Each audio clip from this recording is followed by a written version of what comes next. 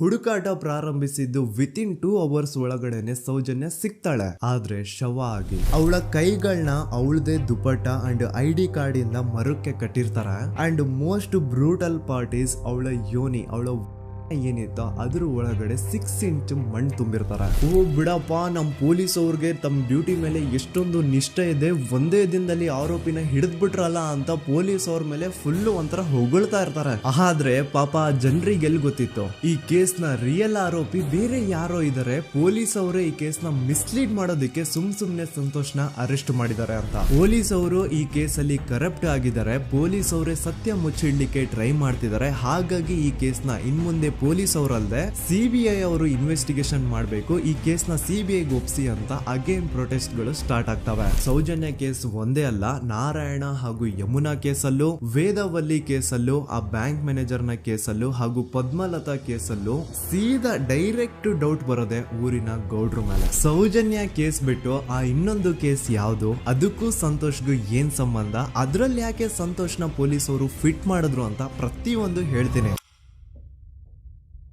ನಾನು ಈ ಚಾನೆಲ್ನ ಸ್ಟಾರ್ಟ್ ಮಾಡಿದಾಗಿಂದ one of the most requested video ಬಂದು ಸೌಜನ್ಯ ಕೇಸ್ ಬಗ್ಗೆ. ಸರಿ, ನಮ್ ದೂತ ಸಭೆಯ ಪ್ರಜೆಗಳು ಇಷ್ಟೊಂದು ಕೇಳ್ತಿದಾರಲ್ಲ, ಈ ಒಂದು ಕೇಸ್ ಬಗ್ಗೆ ವಿಡಿಯೋ ಮಾಡುವ ಅಂತ ಸೌಜನ್ಯ ಕೇಸ್ ಬಗ್ಗೆ ನಾನು ರಿಸರ್ಚ್ ಸ್ಟಾರ್ಟ್ ಮಾಡಿದೆ. ಅಂಡ್ ಟ್ರಸ್ಟ್ ಮೀ, ಎಷ್ಟೊಂದು ಕಾಂಪ್ಲೆಕ್ಸ್ ಈ ಒಂದು ಕೇಸ್ ಇದೆ ಅಂತಂದ್ರೆ ನನ್ ತಲೆನೇ ಕೆಟ್ಬಿಡ್ತು. ಬಟ್ ಡೋಂಟ್ ವರಿ, ನಿಮ್ಗಂತೂ ಪ್ರತಿ ಒಂದನ್ನ ತುಂಬಾ ಸಿಂಪಲ್ ಆಗಿ ಅರ್ಥ ಮಾಡಿಸ್ತೇನೆ. ಅನ್ಕೊಳ್ಳಿ, ಒಂದು ಊರು, ಆ ಊರಲ್ಲಿ ಒಂದು ಗೌಡ್ರ ಕುಟುಂಬ ಇದೆ. ಅಂಡ್ ಆ ಗೌಡ್ರ ಕುಟುಂಬ ತುಂಬಾನೇ ಪವರ್ಫುಲ್, ಲೈಕ್ ನಾವು ಮೂವೀಸ್ ಅಲ್ಲಿ ನೋಡ್ತೀವಲ್ಲ ಹಂಗೆ. ಸೊ ಗೌಡ್ರು ಊರು ಬಂದು ಧರ್ಮಸ್ಥಳ ಅಂತ, ಆ ಒಂದು ಊರಲ್ಲಿ ಇವ್ರಿಗೆ ಸಖತ್ ಕಂಟ್ರೋಲ್ ಇರುತ್ತೆ. ಈವನ್ ಅದೇ ಒಂದು ರೀಜನ್ ಅಲ್ಲಿ ಇರುವಂತಹ ಒಂದು ತುಂಬಾನೇ ಪಾಪ್ಯುಲರ್ ದೇವಸ್ಥಾನನು ಸಹ ಇವರೇ ಕಂಟ್ರೋಲ್ ಮಾಡ್ತಿರ್ತಾರೆ. ಆ ಒಂದು ದೇವಸ್ಥಾನ ಇಂದ ಈ ಗೌಡ್ರ ಕುಟುಂಬಕ್ಕೆ ಎಷ್ಟೊಂದು ದುಡ್ಡು ಬರ್ತಾ ಇರುತ್ತೆ ಅಂತಂದ್ರೆ, ಅದೇ ದುಡ್ಡಲ್ಲಿ ಇವರು ಬೇಜನ್ ಪ್ರೈವೇಟ್ ಪ್ರೈಮರಿ ಅಂಡ್ ಹೈಸ್ಕೂಲ್ಸ್ ನ ಸ್ಥಾಪನೆ ಮಾಡಿರ್ತಾರೆ, ಬೇಜನ್ ಪ್ರೈವೇಟ್ ಮೆಡಿಕಲ್ ಕಾಲೇಜಸ್ ಇರ್ತವೆ, ಅಂಡ್ ಬೇಜನ್ ಪ್ರೈವೇಟ್ ದೊಡ್ಡ ಹಾಸ್ಪಿಟಲ್ಸ್ ಇರ್ತವೆ. ಒಟ್ಟಲ್ಲಿ ಹೇಳ್ಬೇಕು ಅಂತಂದ್ರೆ ದುಡ್ಡಿನ ಸುರಿಮಳೆ ಇವ್ರಿಗೆ. ನೋಡಿ, ನಮ್ಮ ಭಾರತ ದೇಶದಲ್ಲಿ ಒಂದು ಕಾನೂನು ಇದೆ, ದ ರಿಲಿಜಿಯಸ್ ಎಂಡೋಮೆಂಟ್ ಆಕ್ಟ್ 1863 ಅಂತ. ಬೇಸಿಕಲಿ ಈ ಒಂದು ಕಾನೂನು ಏನ್ ಹೇಳುತ್ತೆ ಅಂತಂದ್ರೆ, ಭಾರತದಲ್ಲಿ ಯಾವ್ದೆಲ್ಲ ಹಿಂದೂ ಟೆಂಪಲ್ಸ್ ಇದಾವೋ ಅವೆಲ್ಲ ಗವರ್ಮೆಂಟ್ ಪ್ರಾಪರ್ಟಿ. ಆ ಹಿಂದೂ ಟೆಂಪಲ್ಸ್ ನ ಮ್ಯಾನೇಜ್ಮೆಂಟ್ ಎಲ್ಲ ಗವರ್ಮೆಂಟ್ ಕೈಗೆ ಹೋಗಿ ಗವರ್ಮೆಂಟ್ ಡಿಸೈಡ್ ಮಾಡುತ್ತೆ ಆ ಮ್ಯಾನೇಜ್ಮೆಂಟ್ ಅಲ್ಲಿ ಯಾರ್ ಕೆಲ್ಸಕ್ಕೆ ಇರಬೇಕು, ಯಾರ್ ಕೆಲ್ಸಕ್ಕೆ ಇರಬಾರ್ದು, ಅಂಡ್ ಆ ಟೆಂಪಲ್ ಇಂದ ಬರ್ತಿರುವಂತಹ ಡೊನೇಷನ್ ಅಮೌಂಟ್ ನ ಏನ್ ಮಾಡ್ಬೇಕು ಅಂತ. ಸೊ ಈ ಒಂದು ಕಾನೂನಿನ ಪ್ರಕಾರ ಗವರ್ಮೆಂಟ್ ಇಂಡಿಯಾದಲ್ಲಿ ಇರುವಂತಹ ಆಲ್ಮೋಸ್ಟ್ ಎಲ್ಲಾ ಹಿಂದೂ ಟೆಂಪಲ್ಸ್ ನ ತನ್ನ ಕಂಟ್ರೋಲ್ ಅಲ್ಲಿ ತಗೋತಾ ಇರ್ಬೇಕಾದ್ರೆ ಗವರ್ಮೆಂಟ್ ಅಫಿಷಿಯಲ್ಸ್ ಧರ್ಮಸ್ಥಳ ಶ್ರೀ ಮಂಜುನಾಥ ದೇವಸ್ಥಾನಕ್ಕೂ ರೀಚ್ ಔಟ್ ಮಾಡ್ತಾರೆ. ಅಂಡ್ ಆಗ ಇಷ್ಟು ದಿನ ಟೆಂಪಲ್ ನ ಕಂಟ್ರೋಲ್ ಮಾಡ್ತಿದ್ದಂತಹ ಆ ಗೌಡ್ರ ಕುಟುಂಬ ಏನ್ ಹೇಳುತ್ತೆ ಗೊತ್ತಾ, ಇಲ್ಲ ಇದು ಹಿಂದೂ ಟೆಂಪಲ್ ಅಲ್ಲ, ಇದು ಜೈನ್ ಫ್ಯಾಮಿಲಿಗೆ ಬಿಲಾಂಗ್ ಮಾಡುವಂತಹ ಒಂದು ಪ್ರೈವೇಟ್ ಟೆಂಪಲ್ ಅಂತ ಹೇಳ್ತಾರೆ. ನಾನು ಇಷ್ಟು ದಿನ ಧರ್ಮಸ್ಥಳ ಶ್ರೀ ಮಂಜುನಾಥ ದೇವಸ್ಥಾನ ಒಂದು ಹಿಂದೂ ಟೆಂಪಲ್ ಅಂತ ಅನ್ಕೊಂಡಿದ್ದೆ, ಆದ್ರೆ ಈಗಷ್ಟೇ ನನಗೂ ಗೊತ್ತಾಗಿದ್ದು ಇದು ಹಿಂದೂ ಟೆಂಪಲ್ ಅಲ್ಲ, ಇದು ಒಂದು ಜೈನ್ ಫ್ಯಾಮಿಲಿಗೆ ಬಿಲಾಂಗ್ ಮಾಡುವಂತಹ ಪ್ರೈವೇಟ್ ಜೈನ್ ಟೆಂಪಲ್ ಅಂತ. ಸೊ ಹೀಗಾಗಿ ಗವರ್ಮೆಂಟ್ ಅಫಿಷಿಯಲ್ಸ್ ಏನೂ ಮಾಡಕ್ಕಾಗದೆ ಇವತ್ತಿನವರೆಗೂ ಈ ಒಂದು ಧರ್ಮಸ್ಥಳ ಶ್ರೀ ಮಂಜುನಾಥ ದೇವಸ್ಥಾನನ ಒಂದು ಪ್ರೈವೇಟ್ ಟ್ರಸ್ಟ್ ನಡೆಸ್ಕೊಂಡು ಹೋಗ್ತಿದೆ. ಅಂಡ್ ಆ ಪ್ರೈವೇಟ್ ಟ್ರಸ್ಟ್ ನ ಓನರ್ ಯಾರು, ಅದೇ ಗೌಡ್ರ ಕುಟುಂಬ. ನೋಡಿ, ನಾನು ಈ ವಿಡಿಯೋದಲ್ಲಿ ಯಾರ್ದು ರಿಯಲ್ ನೇಮ್ಸ್ ನ ಬಳಸ್ತಿಲ್ಲ. ಪ್ರೀವಿಯಸ್ಲಿ ಬೇರೆ ಯೂಟ್ಯೂಬರ್ಸ್ ತಮ್ಮ ವಿಡಿಯೋಸ್ ಅಲ್ಲಿ ರಿಯಲ್ ನೇಮ್ಸ್ ನ ಬಳಸಿದ್ದಾರೆ ಅನ್ನೋ ಒಂದೇ ಒಂದು ಕಾರಣಕ್ಕೆ ಅವ್ರ ವಿಡಿಯೋಸ್ ನ ಡಿಲೀಟ್ ಮಾಡಿಸಿದ್ದಾರೆ. ಸೊ ಅವ್ರ ಜೊತೆ ಆಗಿದ್ದು ನನ್ ಜೊತೆ ಆಗೋದ್ ಬೇಡ, ಸತ್ಯ ಮುಚ್ಚೋಗೋದು ನನ್ಗೆ ಇಷ್ಟ ಇಲ್ಲ. ಹಾಗಾಗಿ ನಾನಿಲ್ಲಿ ರಿಯಲ್ ನೇಮ್ಸ್ ನ ಬಳಸ್ತಿಲ್ಲ. ಆದ್ರೆ ನಾನು ಯಾರನ್ನ ಪಾಯಿಂಟ್ ಔಟ್ ಮಾಡಿ ಹೇಳ್ತಿದ್ದೀನಿ ಅನ್ನೋದು ಮಾತ್ರ ನಿಮಗೆ ತುಂಬಾ ಕ್ಲಿಯರ್ಲಿ ಅರ್ಥ ಆಗುತ್ತೆ. Don't worry.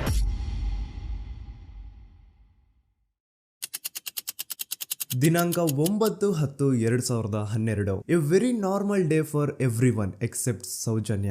ಧರ್ಮಸ್ಥಳ ಹತ್ರ ಇರುವಂತಹ ಪಂಗಳ್ ಅನ್ನೋ ಒಂದು ಸಣ್ಣ ಹಳ್ಳಿಗೆ ಬಿಲಾಂಗ್ ಮಾಡುವಂತಹ ಸೌಜನ್ಯ ತುಂಬಾನೇ ಒಳ್ಳೆ ಹುಡುಗಿ. SDM ಕಾಲೇಜ್ ಆಫ್ ಉಜ್ರಿಯಲ್ಲಿ 2nd PUC ಓದ್ತಿದ್ದಂತಹ ಇವಳು ತುಂಬಾನೇ ಬ್ರೈಟ್ ಸ್ಟೂಡೆಂಟ್ ಕೂಡ. ಸೊ ಒಂದು ದಿನ ಅಂದ್ರೆ 9 ಅಕ್ಟೋಬರ್ 2012 ಬೆಳಿಗ್ಗೆ 7:30-8 ಗಂಟೆ ಹಾಗೆ ಆಸ್ ಯೂಶುವಲ್ ತನ್ನ ಕಾಲೇಜ್ ಹೋಗೋದಕ್ಕೆ ರೆಡಿ ಆಗ್ತಿರ್ತಾಳೆ. ಅವತ್ತು ಮಂಗಳವಾರದ ದಿನ ಅಂಡ್ ಅವತ್ತು ಲೋಕಲ್ ಫೆಸ್ಟಿವಲ್ ಬೇರೆ ಇರುತ್ತೆ, ಹೊಸ ಅಕ್ಕಿ ಅಂತ. ಈ ಒಂದು ಲೋಕಲ್ ಫೆಸ್ಟಿವಲ್ ದಿನ ಮನೆ ಒಳಗಡೆ ಏನೇ ಅಡುಗೆ ಮಾಡಿದ್ರು ಹೊಸ ಅಕ್ಕಿನೇ ಬಳಸಬೇಕು. ಸೊ ಹೊಸ ಅಕ್ಕಿ ತಂದು ಬ್ರೇಕ್ಫಾಸ್ಟ್ ನ ರೆಡಿ ಮಾಡೋಷ್ಟ್ರಲ್ಲಿ ಸೌಜನ್ಯ ಅವ್ರ ತಾಯಿ ತುಂಬಾ ಲೇಟ್ ಮಾಡ್ತಾರೆ. ಸೊ ಕಾಲೇಜ್ಗೆ ಲೇಟ್ ಆಗ್ತಿದೆ ಅಂತ ಈ ಸೌಜನ್ಯ ಟಿಫಿನ್ ಸಹ ಮಾಡದೆ ಹಾಗೆ ಹೋಗ್ತಾಳೆ. ಅವಳ ತಲೆಯಲ್ಲಿ ಏನಿತ್ತು ಅಂತಂದ್ರೆ, ಹೆಂಗೋ ಇವತ್ತು ಲೋಕಲ್ ಫೆಸ್ಟಿವಲ್ ಬೇರೆ ಇದೆ, ಹಾಗಾಗಿ ಮೇ ಬಿ ಕಾಲೇಜು ಬೇಗ ಬಿಡ್ಬೋದು, ಸೊ ಮಧ್ಯಾಹ್ನ ಡೈರೆಕ್ಟ್ ಮನೆಗೆ ಬಂದು ಊಟ ಬಿಡುವ ಅಂತ ಅವಳು ಅನ್ಕೊಂಡಿರ್ತಾಳೆ. ಆದ್ರೆ ಕಾಲೇಜ್ ಹೋಗಾದ್ಮೇಲೆ ಗೊತ್ತಾಗುತ್ತೆ ಅವತ್ತು ಅವಳಿಗೆ ಸ್ಪೆಷಲ್ ಕ್ಲಾಸಸ್ ಬೇರೆ ಇದೆ ಅಂತ. ಸೌಜನ್ಯ ಬ್ರೇಕ್ಫಾಸ್ಟ್ ಕೂಡ ಮಾಡಿರಲ್ಲ ಅಂಡ್ ಲಂಚ್ ಬಾಕ್ಸ್ ಕೂಡ ತಂದಿರಲ್ಲ. ಹಾಗಾಗಿ ಲಂಚ್ ಟೈಮ್ ಅಲ್ಲಿ ಸೌಜನ್ಯನ ಒಬ್ಳು ಫ್ರೆಂಡ್ ಜಾನ್ವಿ ತಾನ್ ತಂದಿರುವಂತಹ ಲಂಚ್ ಬಾಕ್ಸ್ ಅಲ್ಲಿ ಒಂದಿಷ್ಟು ಲಂಚ್ ನ ಆಫರ್ ಮಾಡ್ತಾಳ. ಆದ್ರೆ ಸೌಜನ್ಯ ಪರವಾಗಿಲ್ಲ ನೀನ್ ತಿನ್ನು, ನಾನ್ ಮನೆಗೆ ಹೋಗ್ಬಿಟ್ಟು ಊಟ ಮಾಡ್ಕೊಂತೀನಿ ಅಂತ ಹೇಳ್ತಾಳ. ಸುಮಾರು ಮಧ್ಯಾಹ್ನದ 3:45ಕ್ಕೆ ಕಾಲೇಜ್ ಬಿಡುತ್ತೆ. ಸೌಜನ್ಯ ಕಾಲೇಜ್ ಇಂದ ಬಸ್ ಅಲ್ಲಿ ಬಂದು ನೇತ್ರಾವತಿ ಬಸ್ ಸ್ಟಾಪ್ ಹತ್ರ ಇಳ್ಕೋತಾಳ. ಅವಳ ಜೊತೆ ಅವಳ ಕ್ಲಾಸ್ ಮೇಟ್ಸ್ ಅಂಡ್ ಫ್ರೆಂಡ್ಸ್ ಎಲ್ಲ ಇರ್ತಾರೆ. ಸೊ ಅವ್ರಿಗೆಲ್ಲ ಬಾಯ್ ಹೇಳ್ಬಿಟ್ಟು ಸೌಜನ್ಯ ತನ್ನ ಮನೆ ಕಡೆಗೆ ಹೊರಡ್ತಾಳ. ನೇತ್ರಾವತಿ ಬಸ್ ಸ್ಟಾಪ್ ಇಂದ ಸೌಜನ್ಯ ಮನೆಗೆ 20 ಮಿನಿಟ್ಸ್ ನ ವಾಕ್ ಇರುತ್ತೆ. ಮ್ಯಾಕ್ಸ್ ಟು ಮ್ಯಾಕ್ಸ್ 30 ಮಿನಿಟ್ ಹಿಡಿಬಹುದು. ಸೊ ಸೌಜನ್ಯ ನಡ್ಕೊಂಡು ಮನೆ ಕಡೆಗೆ ಹೋಗ್ತಾ ಇರ್ತಾಳೆ. ಒಂದ್ ಸ್ವಲ್ಪ ದೂರದಲ್ಲಿ ಪ್ರಕೃತಿ ಹಾಸ್ಪಿಟಲ್ ಅಂತ ಒಂದಿರುತ್ತೆ. ಅಲ್ಲಿನ ಸೆಕ್ಯೂರಿಟಿ ಗಾರ್ಡ್ ಸೌಜನ್ಯ ನಡ್ಕೊಂಡು ಹೋಗ್ತಾ ಇರೋದನ್ನ ನೋಡ್ತಾನೆ ಕೂಡ. ನಂತರ ಸೌಜನ್ಯ ಒಂದು 10 ನಿಮಿಷ ಹಂಗೆ ಮುಂದೆ ನಡ್ಕೊಂಡು ಹೋಗಾದ್ಮೇಲೆ ಸೌಜನ್ಯಗೆ ತನ್ನ ಮಾವ ಸಿಗ್ತಾರ. ಅವರು ಸೌಜನ್ಯನ ನೋಡಿ ಮಾತಾಡಿಸ್ತಾರೆ. ಯಾಕಮ್ಮ ಕಾಲೇಜಿಂದ ಇಷ್ಟು ಲೇಟ್ ಬರ್ತಿದ್ಯಾ ಅಂತ ಕೇಳ್ತಾರೆ. ಆಗ ಸೌಜನ್ಯ ಇಲ್ಲ ಮಾವ, ಕಾಲೇಜಲ್ಲಿ ಸ್ಪೆಷಲ್ ಕ್ಲಾಸ್ ಇತ್ತು ಹಾಗಾಗಿ ಲೇಟ್ ಆಗ್ಬಿಡ್ತು ಅಂತ ಹೇಳಿ ಒಂದೆರಡು ಮಾತಾಡಿಸಿ ನಂತರ ತನ್ನ ಮನೆ ಕಡೆ ತಾನು ಹೊರಡ್ತಾಳ. ಈಗ ಆ ಒಂದು ಪಾಯಿಂಟ್ ಇಂದ ಸೌಜನ್ಯಗೆ ತನ್ನ ಮನೆ ಹೋಗ್ಲಿಕ್ಕೆ 10 ನಿಮಿಷ ಬೇಕು. ಮ್ಯಾಕ್ಸ್ ಟು ಮ್ಯಾಕ್ಸ್ 20 ಮಿನಿಟ್ ಅನ್ಕೊಳ್ಳಿ. 3:45ಕ್ಕೆ ಕಾಲೇಜ್ ಬಿಟ್ರೆ ಅರೌಂಡ್ 4:30ಗೆ ಮನೇಲಿ ಇರ್ಬೇಕಾಗಿದ್ದು ಹುಡುಗಿ 6:30-7 ಗಂಟೆ ಆಗಿದ್ರು ಮನೆಗೆ ಸೇರಿರಲ್ಲ. ಸೊ ಮನೇಲಿ ಸೌಜನ್ಯ ಅವ್ರ ತಾಯಿಗೆ ಟೆನ್ಷನ್ ಸ್ಟಾರ್ಟ್ ಆಗುತ್ತೆ. ಏನಪ್ಪ ಈ ಹುಡುಗಿ ಎಷ್ಟೊತ್ತಾದ್ರೂ ಇನ್ನು ಮನೆಗ್ ಬಂದಿಲ್ವಲ್ಲ ಅಂತ. ಸೊ ಅವ್ರೇನ್ ಮಾಡ್ತಾರೆ, ಸೌಜನ್ಯ ಅವ್ರ ತಂದೆ ಕಾಲ್ ಮಾಡ್ಬಿಟ್ಟು ಹಿಂಗೆ 3:30-4 ಗಂಟೆಗೆ ಕಾಲೇಜಿಂದ ಮನೆಗ್ ಬರ್ತಿದ್ದಿದ್ ನಮ್ ಹುಡುಗಿ ಇವತ್ತು 7 ಗಂಟೆ ಆದ್ರೂ ಇನ್ನು ಮನೆಗ್ ಬಂದಿಲ್ಲ, ನೀವು ಸ್ವಲ್ಪ ಬೇಗ ಮನೆಗ್ ಬಂದು ವಿಚಾರಿಸಿ ಅಂತ ಗಾಬ್ರಿಲಿ ಹೇಳ್ತಾರೆ. ಸರಿ ಅಂತ ಸೌಜನ್ಯ ಅವ್ರ ತಂದೆ ಮನೆಗ್ ಬಂದ್ಬಿಟ್ಟು ಸೌಜನ್ಯನ ಫ್ರೆಂಡ್ಸ್ ಕ್ಲಾಸ್ ಮೇಟ್ಸ್ ಯಾರ್ದೆಲ್ಲ ಅವ್ರ ಹತ್ರ ನಂಬರ್ ಇರುತ್ತೋ ಅವ್ರಿಗೆಲ್ಲ ಕಾಲ್ ಮಾಡ್ಬಿಟ್ಟು ಸೌಜನ್ಯ ಬಗ್ಗೆ ಕೇಳ್ತಾರ. ನಮ್ ಹುಡುಗಿ ಏನಾದ್ರೂ ನಿಮ್ ಮನೆಗ್ ಬಂದಿದ್ದಾಳ ಅಮ್ಮ ಅಂತ. ಆದ್ರೆ ಸೌಜನ್ಯನ ಫ್ರೆಂಡ್ಸ್ ಅಂಡ್ ಕ್ಲಾಸ್ ಮೇಟ್ಸ್ ಎಲ್ಲ ಇಲ್ಲ ಅಂಕಲ್ ನಮ್ಮ ಮನೆಗಂತೂ ಸೌಜನ್ಯ ಏನು ಬಂದಿಲ್ಲ, ಅವಳು ಬಸ್ ಸ್ಟಾಪ್ ಇಂದ ಸೀದಾ ನಿಮ್ ಮನೆ ಕಡೆಗೇನೆ ಹೊರಟ್ಲಲ್ವಾ, ಯಾಕೆ ಇನ್ನೂ ಬಂದಿಲ್ವಾ ಅಂತ ಕೇಳ್ತಾರ. ಆಗ ಸೌಜನ್ಯ ಅವ್ರ ತಂದೆ ಇಲ್ಲಮ್ಮ ಬಂದಿಲ್ಲ ಹಾಗಾಗಿನೇ ಕಾಲ್ ಮಾಡಿರೋದು ಅಂತ ಹೇಳಿ ಕಾಲ್ ಕಟ್ ಮಾಡ್ತಾರ. ದೆನ್ ಸೌಜನ್ಯ ಅವ್ರ ತಂದೆ ಸೌಜನ್ಯ ಅವ್ರ ಮಾವ ಕಾಲ್ ಮಾಡ್ತಾರ. ಅಳಿಯ ಎಲ್ಲಿದ್ಯಾ, ನನ್ ಮಗಳು ಇನ್ನು ಮನೆಗ್ ಬಂದಿಲ್ಲ, ನೀನೇನಾದ್ರೂ ಅವಳನ್ನ ನೋಡ್ದ ಅಂತ ಕೇಳ್ತಾರ. ಆ ಕಡೆಯಿಂದ ಅವರು ಸೌಜನ್ಯನ ಮಾವ ಹೇಳ್ತಾರೆ, ನಾನ್ ನೋಡ್ದೆ 4:15 ಹಾಗೆ ಆ ಹುಡುಗಿ ಕಾಲೇಜಿಂದ ಬರ್ಬೇಕಾದ್ರೆ ನನಗ್ ಕಾಣಿಸಿದ್ಲು, ನಾನ್ ಸ್ವಲ್ಪ ಮಾತಾಡ್ದೆ ಅವಳ ಹತ್ರ, ಅದಾದ್ಮೇಲೆ ಅವಳು ಮನೆ ಕಡೆ ಹೋದ್ಲಲ್ಲ, ಯಾಕೆ ಇನ್ನೂ ಬಂದಿಲ್ವಾ ಅಂತ ಅವರೇ ಉಲ್ಟಾ ಕ್ವಶನ್ ಕೇಳ್ತಾರ. ಈ ಕಡೆ ಸೌಜನ್ಯ ಅವ್ರ ತಂದೆ ಇಲ್ಲ 7 ಗಂಟೆ ಆದ್ರೂ ಮಗು ಇನ್ನು ಮನೆಗ್ ಬಂದಿಲ್ಲ, ನಮ್ಗೆ ಯಾಕೋ ತುಂಬಾ ಗಾಬರಿ ಆಗ್ತಿದೆ, ನೀನೊಂದ್ ಕೆಲ್ಸ ಮಾಡು ನಮ್ಮವ್ರನ್ನೆಲ್ಲ ಸೇರ್ಸು ಎಲ್ರೂ ಸೇರಿ ಹುಡುಕುವ ಅವಳನ್ನ ಅಂತ ಸುಮಾರು ರಾತ್ರಿ 7 ಗಂಟೆಯಿಂದ ಹಿಡಿದು 11 ಗಂಟೆವರೆಗೂ ಸೌಜನ್ಯನ ಮನೆಯವರು ಅಂಡ್ ಊರಿನ ಜನ 200-300 ಜನ ಸೇರ್ಕೊಂಡು ಸೌಜನ್ಯನ ಹುಡುಕ್ತಾರೆ. ಆದ್ರೆ ಸೌಜನ್ಯನ ಒಂದು ಸುಳಿವು ಸಿಗಲ್ಲ. ಸೊ ಕೊನೆಗೆ ಸಹಾಯ ಕೇಳ್ತಾ ರಾತ್ರಿ 11 ಗಂಟೆ ಹಾಗೆ ಸೌಜನ್ಯನ ತಂದೆ ತಾಯಿ ಅಂಡ್ ಊರಿನ ಜನ ಎಲ್ಲ ಬೆಳ್ತಂಗಡಿ ಪೊಲೀಸ್ ಸ್ಟೇಷನ್ ಹತ್ರ ಹೋಗ್ತಾರ. ಅಲ್ಲಿ ಪೊಲೀಸ್ ಅವ್ರ ಹತ್ರ ಕಾಲೇಜ್ ಹೋಗಿದ್ ನಮ್ ಹುಡುಗಿ ಇಷ್ಟೊತ್ತಾದ್ರೂ ಇನ್ನು ಮನೆಗ್ ಬಂದಿಲ್ಲ, ಎಷ್ಟು ಹುಡುಕಿದ್ರು ಸಿಗ್ತಾ ಇಲ್ಲ, ಸೊ ಪ್ಲೀಸ್ ಒಂದು ಮಿಸ್ಸಿಂಗ್ ರಿಪೋರ್ಟ್ ನ ಫೈಲ್ ಮಾಡಿ ನಮ್ ಹುಡುಗಿನ ಹುಡುಕೊಡಿ ಅಂತ ಕೇಳ್ಕೊತಾರ. ಆದ್ರೆ ಪೊಲೀಸ್ ಅವರು ಒಪ್ಪಲ್ಲ. ಇಲ್ಲ ಯಾವುದೇ ಪರ್ಸನ್ ಮಿಸ್ಸಿಂಗ್ ಆದ್ರೆ ಆಫ್ಟರ್ 24 ಅವರ್ಸ್ ಆದ್ಮೇಲೆನೆ ರಿಪೋರ್ಟ್ ಫೈಲ್ ಮಾಡಕ್ಕಾಗೋದು. ಸೊ ನೀವ್ ಒಂದ್ ಕೆಲ್ಸ ಮಾಡಿ, ಈಗ ಮನೆಗ್ ಹೋಗಿ ನಾಳೆ ಬೆಳಿಗ್ಗೆವರೆಗೂ ನೋಡಿ, ನಾಳೆ ಬೆಳಿಗ್ಗೆವರೆಗೂ ನಿಮ್ ಮಗಳು ನಿಮ್ ಮನೆಗ್ ಬಂದಿಲ್ಲ ಅಂತಂದ್ರೆ ಆಗ ಬಂದ್ಬಿಟ್ಟು ಮಿಸ್ಸಿಂಗ್ ರಿಪೋರ್ಟ್ ನ ಫೈಲ್ ಮಾಡಿಸಿ ಅಂತ ಹೇಳಿ ಕಳಿಸ್ತಾರ. ಆಗ ಆಲ್ಮೋಸ್ಟ್ ಮಿಡ್ ನೈಟ್ ಆಗಿರೋದ್ರಿಂದ ಅಂಡ್ ಮಳೆ ಬೇರೆ ತುಂಬಾ ಜೋರಾಗಿ ಬರ್ತಾ ಇರುತ್ತೆ. ಸೊ ಈ ಸಿಚುವೇಶನ್ ಅಲ್ಲಿ ಸೌಜನ್ಯನ ಹುಡುಕ್ಲಿಕ್ಕೆ ಆಗಲ್ಲ. ನಾಳೆ ಬೆಳಿಗ್ಗೆ ಸೇರ್ಕೊಂಡು ಅಗೇನ್ ಎಲ್ರು ಸೌಜನ್ಯನ ಹುಡುಕುವ ಅಂತ ಸೌಜನ್ಯನ ಮನೆಯವರು ಅಂಡ್ ಊರಿನ ಜನ ಎಲ್ರು ತಮ್ಮ ಮನೆಗೆ ಹೋಗ್ಬಿಡ್ತಾರ. ನೆಕ್ಸ್ಟ್ ದಿನ ಅಂದ್ರೆ 10 ಅಕ್ಟೋಬರ್ 2012 ಬುಧವಾರದ ದಿನ ಬೆಳಿಗ್ಗೆ 10 ಗಂಟೆ ಹಾಗೆ ಸೌಜನ್ಯನ ಮನೆಯವರು ಅಂಡ್ ಊರಿನ 200-300 ಜನ ಸೇರ್ಕೊಂಡು ಅಗೇನ್ ಸೌಜನ್ಯಗೋಸ್ಕರ ಹುಡುಕಾಟ ಸ್ಟಾರ್ಟ್ ಮಾಡ್ತಾರ. ಹುಡುಕಾಟ ಪ್ರಾರಂಭಿಸಿದ್ದು ವಿತಿನ್ 2 ಅವರ್ಸ್ ಒಳಗಡೆನೆ ಸೌಜನ್ಯ ಸಿಗ್ತಾಳೆ. ಆದ್ರೆ ಶವ ಆಗಿ ಆ 200-300 ಊರಿನ ಜನ ಎಲ್ಲ ಸೇರ್ಕೊಂಡು ಏನ್ ಸೌಜನ್ಯನ ಹುಡುಕ್ತಾ ಇದ್ರು ಅದರಲ್ಲಿ ಯಾರೋ ಒಬ್ರಿಗೆ ಸೌಜನ್ಯನ ಮನೆಯಿಂದ ಕೇವಲ 10 ನಿಮಿಷ ದೂರದಲ್ಲಿರುವಂತಹ ಒಂದು ಹಳ್ಳನ ದಡದಲ್ಲಿ ಸೌಜನ್ಯನ ಮೃತದೇಹ ಸಿಗುತ್ತಾ. ಈಗ ಸತ್ತಿರುವಂತಹ ಸೌಜನ್ಯನ ಡೆಡ್ ಬಾಡಿ ಯಾವ ಒಂದು ಕಂಡೀಷನ್ ಅಲ್ಲಿ ಇತ್ತು ಅಂತ ಹೇಳ್ತೀನಿ, ಸ್ವಲ್ಪ ಗಮನ ಇಟ್ಟು ಕೇಳಿಸ್ಕೊಳ್ಳಿ. ಅವಳ ಕೈಗಳನ್ನ ಅವಳದೇ ದುಪಟ್ಟ ಅಂಡ್ ID ಕಾರ್ಡ್ ಇಂದ ಮರಕ್ಕೆ ಕಟ್ಟಿರ್ತಾರ. ಅವಳ ಬಾಡಿ ಎಲ್ಲ ನೇಕೆಡ್ ಇರುತ್ತೆ, ಮೈ ಮೇಲೆ ಸರಿಯಾದ ಬಟ್ಟೆ ಇರಲ್ಲ, ಮೈ ಮೇಲೆ ಮಲ್ಟಿಪಲ್ ಕಟ್ ಮಾರ್ಕ್ಸ್ ಇರುತ್ತೆ, ತುಂಬಾ ಜೋರಾಗಿ ಹೊಡೆದಿರುವಂತಹ ಗಾಯಗಳು ಮೈ ಮೇಲೆ ಎದ್ದು ಕಾಣಿಸ್ತಿರ್ತವೆ. ಅವಳ ರಿಪ್ಸ್ ಎದೆ ಭಾಗದ ಮೂಳೆಗಳೆಲ್ಲ ಮುರಿದು ಹೋಗ್ಬಿಟ್ಟಿರ್ತವೆ. And most brutal part is ಅವಳ ಯೋನಿ, ಅವಳ ಏನಿತ್ತು ಅದ್ರ ಒಳಗಡೆ 6 ಇಂಚ್ ಮಣ್ಣು ತುಂಬಿರ್ತಾರೆ. ಆ ಬಾಡಿ ಕಂಡೀಷನ್ ನ ನೋಡಿದಾದ್ಮೇಲೆ ಒಂದಂತೂ ತುಂಬಾ ಕ್ಲಿಯರ್ ಆಗಿ ಅರ್ಥ ಆಗುತ್ತೆ, ಅವಳನ್ನ ಯಾರೋ ತುಂಬಾ ಫೋರ್ಸ್ಫುಲಿ ಮಾಡಿ ನಂತರ ನಿರ್ದಯವಾಗಿ ಸಾಯಿಸಿದ್ದಾರೆ ಅಂತ. ಇಲ್ಲಿ ಕ್ರಿಮಿನಲ್ಸ್ ನ ಬುದ್ಧಿವಂತಿಕೆ ನೋಡಿ ಪೊಲೀಸ್ ಅವ್ರಿಗೆ ಏನೂ ಸುಳಿವು ಸಿಗ್ಬಾರ್ದು ಅಂತ ಅವಳ ಯೋನಿ ಒಳಗಡೆ 6 ಇಂಚ್ ಅಷ್ಟು ಮಣ್ಣು ತುಂಬ ಹೋಗಿರ್ತಾರೆ. ಸೊ ದೆನ್ ಪೊಲೀಸ್ ಅವ್ರಿಗೆ ವಿಷಯ ಗೊತ್ತಾಗುತ್ತೆ. ಅವರು ಸ್ಪಾಟ್ ಗೆ ಬಂದು ಸೌಜನ್ಯನ ಬಾಡಿನ ರಿಕವರ್ ಮಾಡಿ ಆ ಒಂದು ಸ್ಪಾಟ್ ನ ಕಂಪ್ಲೀಟ್ ಸೀಸ್ ಮಾಡ್ತಾರೆ. ಒಬ್ಳು ಸಾಮಾನ್ಯ ಮಿಡಲ್ ಕ್ಲಾಸ್ ಹುಡುಗಿ, ಒಬ್ಳು ವೆರಿ ಬ್ರೈಟ್ ಸ್ಟೂಡೆಂಟ್ ನ ಈ ಮಟ್ಟಿಗೆ ಇಷ್ಟು ನಿರ್ದಯವಾಗಿ ಸಾಯಿಸಿರೋದು ಯಾರು? ಇನ್ ಕೇಸ್ ಏನಾದ್ರೂ ಈ ಕ್ರೈಮ್ ಮಾಡಿದವನು ಸಿಕ್ಕಿ ಬಿದ್ರೆ ಅವನ್ನ ಸುಮ್ನೆ ಬಿಡಬಾರ್ದು ಅಂತ ಜನ ಆಕ್ರೋಶ ವ್ಯಕ್ತಪಡಿಸ್ತಾರೆ. ಅಂಡ್ ಗೆಸ್ ವಾಟ್, ನಮ್ ಪೊಲೀಸ್ ಅವರು ಇಷ್ಟೊಂದು ಫಾಸ್ಟ್ ಆಗಿ ಇನ್ವೆಸ್ಟಿಗೇಷನ್ ಕಂಪ್ಲೀಟ್ ಮಾಡ್ತಾರೆ ಅಂತ ನಾನಂತೂ ಎಕ್ಸ್ಪೆಕ್ಟ್ ಮಾಡಿರ್ಲಿಲ್ಲ. ಅಂಡ್ ಈವನ್ ಈ ಒಂದು ವಿಷಯದಿಂದ ಊರಿನ ಜನನು ಶಾಕ್ ಆಗ್ತಾರೆ. ಸೌಜನ್ಯ ಬಾಡಿ ಸಿಕ್ಕಿದ್ದ ನೆಕ್ಸ್ಟ್ ದಿನ ಅಂದ್ರೆ 11 ಅಕ್ಟೋಬರ್ 2012 ಸಂಜೆ 5 ಗಂಟೆ ಹಾಗೆ ಯಾರು ಸೌಜನ್ಯನ ಪಂಡು ಮರ್ಡರ್ ಮಾಡಿದ್ನೋ ಆ ಕ್ರಿಮಿನಲ್ ಕೂಡ ಸಿಕ್ಕಿ ಬೀಳ್ತಾನೆ. ಈಗ ನೀವು ಥಿಂಕ್ ಮಾಡ್ಬೋದು, ಸೌಜನ್ಯನ ಯಾರು ಮರ್ಡರ್ ಮಾಡಿದ್ರು ಅಂಡ್ ಯಾರ ಕ್ರೈಮ್ ನ ಮಾಡಿದ್ರು ಅವನು ನೆಕ್ಸ್ಟ್ ದಿನಾನೇ ಸಿಕ್ಕಿ ಬಿದ್ದ. ಹಾಗಿದ್ರೆ ಈ ಕೇಸ್ ಯಾವಾಗ್ಲೂ ಕ್ಲೋಸ್ ಆಗ್ಬಿಡ್ಬೇಕಿತ್ತು. ಆದ್ರೂ ಸ್ಟಿಲ್ ಇವತ್ತಿನ ದಿನವರೆಗೂ ಯಾಕೆ ಈ ಕೇಸ್ ಪದೇ ಪದೇ ನ್ಯೂಸ್ ಅಲ್ಲಿ ಬರುತ್ತೆ ಅಂದ್ರೆ, ನಮ್ ದೂತ ಸಭೆಯ ಪ್ರಜೆಗಳೇ ರೆಡಿ ಆಗಿ, ಆರೋಪಿ ಸಿಕ್ಕಾದ್ಮೇಲೆ ಈ ಕೇಸು ಕ್ಲೋಸ್ ಆಗಿಲ್ಲ. ಆಕ್ಚುಲಿ ಈ ಕೇಸು ಓಪನ್ ಆಗಿದ್ದೆ ಈಗ. ನೋಡಿ, ಸೌಜನ್ಯನ ಬಾಡಿ ಸಿಕ್ಕಿದ್ದು ನೆಕ್ಸ್ಟ್ ದಿನ ಅಂದ್ರೆ 11 ಅಕ್ಟೋಬರ್ 2012. PSI ಯೋಗೇಶ್ ಅವರು ಯಾರನ್ನ ಈ ಕೇಸಲ್ಲಿ ಅರೆಸ್ಟ್ ಮಾಡಿದ್ರು ಅಂದ್ರೆ ಆತನ ಹೆಸರು ಬಂದು ಸಂತೋಷ್ ರಾವ್. 28-29 ವಯಸ್ಸಿರುವಂತಹ Santosh Rao first of all ಧರ್ಮಸ್ಥಳದವನು ಅಲ್ವೇ ಅಲ್ಲ, ಅವನು ಶೃಂಗೇರಿ. ಅವನು ಸಂತೋಷ್ ರಾವ್ ನ ತಂದೆ ಸ್ಕೂಲ್ ಟೀಚರ್ ಅಂಡ್ ತಾಯಿ ಹೌಸ್ ವೈಫ್. ಸಂತೋಷ್ ಮೊದ್ಲಿಂದನೂ ಒಂದ್ ಸ್ವಲ್ಪ ಮೆಂಟಲಿ ಇಲ್ಲಿರೋದ್ರಿಂದ ಅವನಿಗೆ ವಿದ್ಯೆ ಬರಹ ಅನ್ನೋದು ತಲೆಗೆ ಹೋಗಿರಲ್ಲ. ಹಾಗಾಗಿ ಅವನು ಶೃಂಗೇರಿಯಲ್ಲಿ ಒಂದು ಹೋಟೆಲ್ ಅಲ್ಲಿ ಕೆಲಸ ಮಾಡ್ತಿರ್ತಾನೆ. ಮೆಂಟಲಿ ಅನ್ಸ್ಟೇಬಲ್ ಇದ್ರೂ ಸಹ ಈತನಿಗೆ ದೇವ್ರ ಮೇಲೆ ಬಹಳ ನಂಬಿಕೆ ಇರುತ್ತೆ. ಹಾಗಾಗಿ ತಿಂಗಳಿಗೆ ಒಮ್ಮೆ ಆದ್ರೂ, ಅಟ್ಲೀಸ್ಟ್ 2 ತಿಂಗಳಿಗೆ ಒಮ್ಮೆ ಆದ್ರೂ ಈತ ಯಾವ್ದಾದ್ರು ಒಂದು ಪುಣ್ಯಕ್ಷೇತ್ರಕ್ಕೆ ವಿಸಿಟ್ ಮಾಡಿ ಬರ್ತಿರ್ತಾನೆ. ಹಾಗೇನೆ ಈ ಸತಿನೂ ಸಹ ಈತ ಧರ್ಮಸ್ಥಳಕ್ಕೆ ಬಂದಿರ್ತಾನೆ.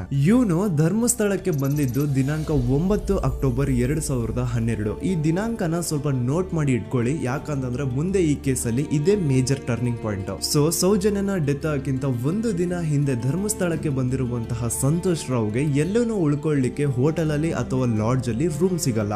ರೀಸನ್ ಇಷ್ಟೇ, ಸಂತೋಷ್ ರಾವ್ ನೋಡ್ಲಿಕ್ಕೆ ಸ್ವಲ್ಪ ಮೆಂಟಲಿ ಅನ್ಸ್ಟೇಬಲ್ ಪರ್ಸನ್ ತರ ಇರ್ತಾನೆ. ಅವನ ಅವತಾರ, ಅವನ ವೇಷಭೂಷಣ ಅಷ್ಟು ಸರಿ ಇರಲ್ಲ. ಹಾಗಾಗಿ ಇವನ್ಗೆ ಯಾವುದೇ ಒಂದು ಹೋಟೆಲ್ ಅಲ್ಲಿ ಅಥವಾ ಲಾಡ್ಜ್ ಅಲ್ಲಿ ಎಲ್ಲಿನೂ ರೂಮ್ ಸಿಗಲ್ಲ. ಸೊ ಉಳ್ಕೊಳ್ಳೋಕೆ ಜಾಗ ಸಿಗದೆ ಇವನೇನ್ ಮಾಡ್ತಾನೆ, ಅಲ್ಲೇ ಹತ್ರದಲ್ಲಿರುವಂತಹ ಬಾಹುಬಲಿ ಬೆಟ್ಟಕ್ಕೆ ಹೋಗಿ ಅಲ್ಲಿರುವಂತಹ ಬಾಹುಬಲಿ ಸ್ಟ್ಯಾಚ್ಯೂ ಹತ್ರನೇ ಆಶ್ರಯ ತಗೊಳ್ತಾನೆ. ಅಂಡ್ 1-2 ದಿನ ಅವನು ಅಲ್ಲೇ ಉಳ್ಕೋತಾನೆ ಕೂಡ. ಡೇ ಟೈಮ್ ಅಲ್ಲಿ ಧರ್ಮಸ್ಥಳಕ್ಕೆ ಬಂದು ಧರ್ಮಸ್ಥಳ ಶ್ರೀ ಮಂಜುನಾಥ ದೇವಸ್ಥಾನದಲ್ಲಿದ್ದು ಅಲ್ಲೇ ಪ್ರಸಾದ ಊಟ ಎಲ್ಲ ಮಾಡಿ ನಂತರ ನೈಟ್ ಆಗ್ತಿದ್ದಂಗೆ ಬಾಹುಬಲಿ ಬೆಟ್ಟಕ್ಕೆ ಹೋಗಿ ಆ ಸ್ಟ್ಯಾಚ್ಯೂ ಹತ್ರನೇ ಮಲ್ಕೊಳ್ತಿರ್ತಾನೆ. ಸೊ ಒಂದು ದಿನ ಅಂದ್ರೆ 11 ಅಕ್ಟೋಬರ್ 2012 ಸಂಜೆ 5 ಗಂಟೆ ಹಾಗೆ ಈ ಸಂತೋಷ್ ರಾವ್ ತನ್ನ ಪಾಡಿಗೆ ತಾನು ಆ ಬೆಟ್ಟದ ಮೇಲೆ ಕೂತ್ಕೊಂಡು ಸೀನರೀಸ್ ನ ಎಂಜಾಯ್ ಮಾಡ್ತಾ ಇರಬೇಕಾದ್ರೆ ಯಾರೋ ಅದೇ ಊರಿನ 5 ಜನ ಕಿಡಿಗೇಡಿಗಳು ಬಂದು ಇವನ್ ಹತ್ರ ಜಗಳ ತೆಗಿತಾರ. ಈ 5 ಜನ ಯಾರು ಅಂತ ನಂತರ ಹೇಳ್ತೇನೆ. ಸೊ ಈ 5 ಜನ ಕಿಡಿಗೇಡಿಗಳು ಸಂತೋಷ್ ರಾವ್ ಹತ್ರ ಜಗಳ ತೆಗೆದು ಅವನ್ನ ಅವಾಚ್ಯ ಶಬ್ದಗಳಿಂದ ಬೈದು ಅವನ್ನ ಹೊಡೆದು, ಅಷ್ಟೇ ಸಾಲದೆ ಆ 5 ಜನ ಸಂತೋಷ್ ರಾವ್ನ ಪೊಲೀಸ್ ಸ್ಟೇಷನ್ಗೆ ಎಳ್ಕೊಂಡ್ ಬಂದು ಇವನು ನಾವು ಬಾಹುಬಲಿ ಬೆಟ್ಟಕ್ಕೆ ಅಂತ ಹೋಗಿದ್ರೆ ಅಲ್ಲಿ ನಮ್ಮ ಮೇಲೆ ಅಟ್ಯಾಕ್ ಮಾಡ್ದ, ಇವ್ನು ನೋಡ್ಲಿಕ್ಕೂ ಸಹ ಒಳ್ಳೆ ಸೈಕೋ ಕಿಲ್ಲರ್ ಇದ್ದಂಗಿದಾನೆ, ನಮ್ಗೆ ಯಾಕೋ ನಿನ್ನೆ ನಮ್ಮ ಊರಲ್ಲಿ ನಡೆದಿರುವಂತಹ ಘಟನೆ ಆ ಸೌಜನ್ಯನ ಮರ್ಡರ್ ಇವನೇ ಮಾಡಿದಾನೆ ಅಂತ ಡೌಟ್ ಬರ್ತಿದೆ ಅಂತ ಆ 5 ಜನ ಕಿಡಿಗೇಡಿಗಳು ಸಂತೋಷ್ ರಾವ್ನ ಪೊಲೀಸ್ ಅವ್ರ ಹತ್ರ ಹಾಕೊಡ್ತಾರ. ಅಂಡ್ ಪೊಲೀಸ್ ಅವರು ಕೂಡ ಎಂತವ್ರು ನೋಡಿ, ಯಾರೋ 5 ಜನ ಕಿಡಿಗೇಡಿಗಳು ಬಂದು ಇವನೇ ಕೊಲೆ ಮಾಡಿದಾನೆ ಅಂತ ಹೇಳಿದ ತಕ್ಷಣ ಹಿಂದೆ ಮುಂದೆ ಕ್ರಾಸ್ ಚೆಕ್ ಮಾಡದೆ ಸಂತೋಷ್ ರಾವ್ನ ಅರೆಸ್ಟ್ ಮಾಡಿ ಸೌಜನ್ಯ ಕೇಸ್ ನ ಆರೋಪಿ ಸಿಕ್ಕಿದಾನೆ ಅಂತ ಎಲ್ಲಾ ಕಡೆ ಘೋಷಣೆ ಮಾಡ್ಬಿಡ್ತಾರ. ಜನರಿಗೆ ಈ ಕಡೆ ಒಂಥರ ನೆಮ್ಮದಿ, ಓ ಬಿಡಪ್ಪ ನಮ್ ಪೊಲೀಸ್ ಅವ್ರಿಗೆ ತಮ್ಮ ಡ್ಯೂಟಿ ಮೇಲೆ ಎಷ್ಟೊಂದು ನಿಷ್ಠೆ ಇದೆ, ಒಂದೇ ದಿನದಲ್ಲಿ ಆರೋಪಿನ ಹಿಡಿದ್ಬಿಟ್ರ ಅಂತ ಪೊಲೀಸ್ ಅವ್ರ ಮೇಲೆ ಫುಲ್ ಒಂಥರ ಹೊಗಳ್ತಾ ಇರ್ತಾರೆ. ಆದ್ರೆ ಪಾಪ ಜನರಿಗೆ ಎಲ್ಲಿ ಗೊತ್ತಿತ್ತು ಈ ಕೇಸ್ ನ ರಿಯಲ್ ಆರೋಪಿ ಬೇರೆ ಯಾರೋ ಇದಾರೆ, ಪೊಲೀಸ್ ಅವರೇ ಈ ಕೇಸ್ ನ ಮಿಸ್ಲೀಡ್ ಮಾಡೋದಕ್ಕೆ ಸುಮ್ನೆ ಸಂತೋಷ್ ನ ಅರೆಸ್ಟ್ ಮಾಡಿದ್ದಾರೆ ಅಂತ. ಸೊ ಸಂತೋಷ್ ರಾವ್ ಒಂದು ಹುಡುಗಿಯ ರೇಪ್ ಅಂಡ್ ಮರ್ಡರ್ ಕೇಸ್ ಅಲ್ಲಿ ಅರೆಸ್ಟ್ ಆಗಿದ್ದಾನೆ ಅನ್ನೋ ವಿಷಯ ಸಂತೋಷ್ ನ ತಾಯಿಗೆ ಗೊತ್ತಾದಾಗ ಅವ್ರ ಪಾಪ ನೋವಲ್ಲಿ ಕುರ್ಗಿ ಸಾಯ್ತಾರ. ಅಂಡ್ ಇನ್ನು ಅವ್ರ ತಂದೆ ಒಂದು ಕಡೆ ಪಾಪ ಹೆಂಡತಿನ ಕಳ್ಕೊಂಡಿರುವಂತಹ ನೋವು, ಇನ್ನೊಂದು ಕಡೆ ಮಗ ನೋಡಿದ್ರೆ ಯಾವ್ದೋ ಫಾಲ್ಸ್ ಕೇಸ್ ಅಲ್ಲಿ ಅರೆಸ್ಟ್ ಆಗಿದ್ದಾನೆ. ಈ ಕಡೆ ಕೇಸ್ ನ ಇನ್ವೆಸ್ಟಿಗೇಷನ್ ನಡೀತಾ ಇದೆ. ಅಂಡ್ ಇಲ್ಲಿ ನಾನು PSI ಯೋಗೇಶ್ ಅವ್ರ ಬಗ್ಗೆ ಅಂತೂ ಮೆನ್ಷನ್ ಮಾಡ್ಲೇಬೇಕು. ಈ ಪೊಲೀಸ್ ಆಫೀಸರು ಗೊತ್ತಿದ್ದು ಈ ತಪ್ಪನ ಮಾಡಿದ್ರು ಅಥವಾ ಗೊತ್ತಿಲ್ದೇನೆ ಈ ತಪ್ಪನ ಮಾಡಿದ್ರು ನನ್ಗಂತೂ ಗೊತ್ತಿಲ್ಲ. ಸೊ ಇವ್ರು ಏನ್ ಮಾಡ್ತಾರೆ ಅಂತಂದ್ರೆ, ಸೌಜನ್ಯನ ಬಾಡಿನ ಪೋಸ್ಟ್ ಮಾರ್ಟಮ್ ಗೆ ಕಳಿಸಿದಾಗ ಡಾಕ್ಟರ್ಸ್ ಹಂಗೋ ಹಿಂಗೋ ಮಾಡಿ ಇಂದ ಕೆಲವೊಂದು ಸ್ಪರ್ಮ್ ನ ಸ್ಯಾಂಪಲ್ಸ್ ಕಲೆಕ್ಟ್ ಮಾಡ್ತಾರೆ. ಅದನ್ನ ಅವರು PSI ಯೋಗೇಶ್ಗೆ ಕೊಟ್ಟು ಇದನ್ನ ವಿತಿನ್ 72 ಅವರ್ಸ್ ಒಳಗಡೆ ಇನ್ನೊಂದು ಲ್ಯಾಬ್ ಗೆ ಸಬ್ಮಿಟ್ ಮಾಡಿ ಅಂತ ತುಂಬಾ ಕ್ಲಿಯರ್ ಆಗಿ ಹೇಳ್ತಾರೆ. ಆದ್ರೆ PSI ಯೋಗೇಶ್ ಆ ಸ್ಪರ್ಮ್ ಸ್ಯಾಂಪಲ್ಸ್ ನ ವಿತಿನ್ 72 ಅವರ್ಸ್ ಒಳಗಡೆ ಲ್ಯಾಬ್ ಕಳ್ಸೋದಿರ್ಲಿ, ಅದನ್ನ 12 ದಿನ ಆದ್ಮೇಲೆ ಲ್ಯಾಬ್ ಕಳಿಸ್ತಾರೆ. ಅಷ್ಟೊತ್ತಿಗೆ ಆಲ್ರೆಡಿ ಆ ಸ್ಪರ್ಮ್ ಸ್ಯಾಂಪಲ್ಸ್ ಗೆಲ್ಲ ಫಂಗಸ್ ಹಿಡಿದು ಅದು ಅನ್ಫಿಟ್ ಫಾರ್ ಟೆಸ್ಟಿಂಗ್ ಅಂತ ಬರುತ್ತೆ. ಈಗ ನೀವೇ ಹೇಳಿ, ಎಂತ ಡಂಬೆಸ್ಟ್ ಪರ್ಸನ್ ಪೊಲೀಸ್ ಆಫೀಸರ್ ಆಗಿದ್ರು ಅವನ ಹತ್ರ ಒಂದು ಮರ್ಡರ್ ಕೇಸ್ ಬಂದಾಗ ಅವನ ಹತ್ರ ಇರೋ ಮೇನ್ ಸಾಕ್ಷಿನೇ, ಮೇನ್ ಎವಿಡೆನ್ಸ್ ಆ ಹುಡುಗಿಯ ಇಂದ ಕಲೆಕ್ಟ್ ಆಗುವಂತಹ ಸ್ಪರ್ಮ್ ಸ್ಯಾಂಪಲ್ಸ್. ಸೊ ಅದನ್ನ ಮೊದಲು ಲ್ಯಾಬ್ ಕಳಿಸಿ ಅದನ್ನ ಐಡೆಂಟಿಫೈ ಮಾಡೋದು ಪೊಲೀಸ್ ಅವರ ಫಸ್ಟ್ ಡ್ಯೂಟಿ.